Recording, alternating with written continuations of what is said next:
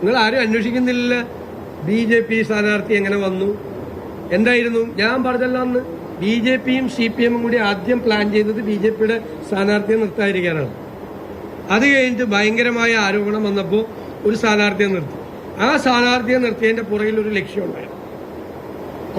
UDFന്റെ vote കുറച്ച് ഭിന്നിപ്പിക്കാൻ പറ്റും.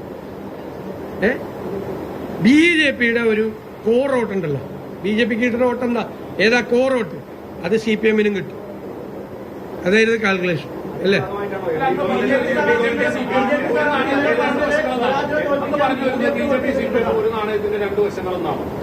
ഞാൻ പറഞ്ഞത് അതൊന്നും ഞാൻ ഉപയോഗിക്കാത്ത വാക്ക് പറയുന്നത്. ഞാൻ പറഞ്ഞത് അവര് തമ്മിൽ അൺഹോളി നെക്സസ് ഉണ്ട്, അവിഹിതമായൊരു ബാന്ധവം കേരളത്തിലെ BJPയും കേരളത്തിലെ CPM നേതൃത്വവും തമ്മിലുണ്ട്.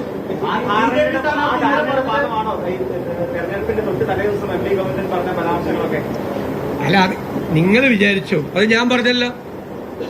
വർഷങ്ങൾ മുമ്പ് ഒരു പ്രണയത്തിൽ നിന്ന് അകന്നുപോയ പ്രണയിനി പ്രണയാർദ്രമായ ഒരു അപേക്ഷയും ഒരു ഓർമ്മപ്പെടുത്തലും അതിനാണ് തലേദിവസം നടത്തിയത്. സാധനം പാളിപ്പോയി, അത് വേറെ കാര്യം. സാധനം പാളിപ്പോയി, സാധനം കൈവിട്ടുപോയി. പക്ഷെ വെറുതെ അല്ല അത് പറഞ്ഞത്. വെറുതെ ഒന്നും പറയുന്ന ആളൊന്നും അല്ലല്ലോ അവരൊന്നും. അവരൊക്കെ വളരെ പ്രധാനപ്പെട്ട നേതാക്കന്മാർ. പല കണക്കിലാണ് പറഞ്ഞത്. പക്ഷെ ഞങ്ങൾ അന്നും പറയണ്ടായിരുന്നു, ഞങ്ങളിതൊക്കെ കൂട്ടുന്നുണ്ടായിരുന്നു.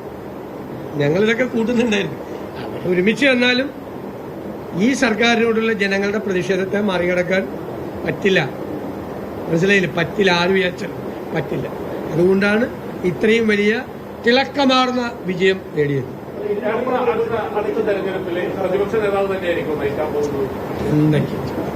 എന്തെങ്കിലും കിട്ടുമെന്ന് നോക്കുകയാണ്.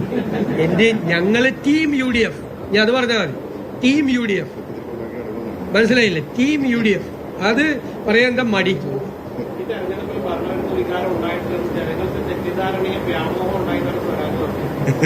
ഞാനതിന് കുറ്റപ്പെടുത്തില്ല.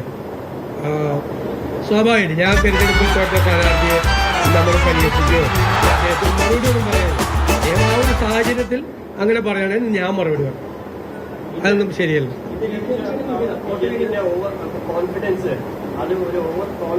ഒരിക്കലും ആവില്ല. ഞങ്ങൾ പറഞ്ഞല്ലോ 20 സീറ്റിൽ 18 സീറ്റ് കിട്ടിയല്ലോ പാർലമെന്റ് ഇലക്ഷനിൽ. അപ്പൊ അന്ന് മാച്ചുകളെന്നൊക്കെയാണ് പറഞ്ഞേക്കണത്.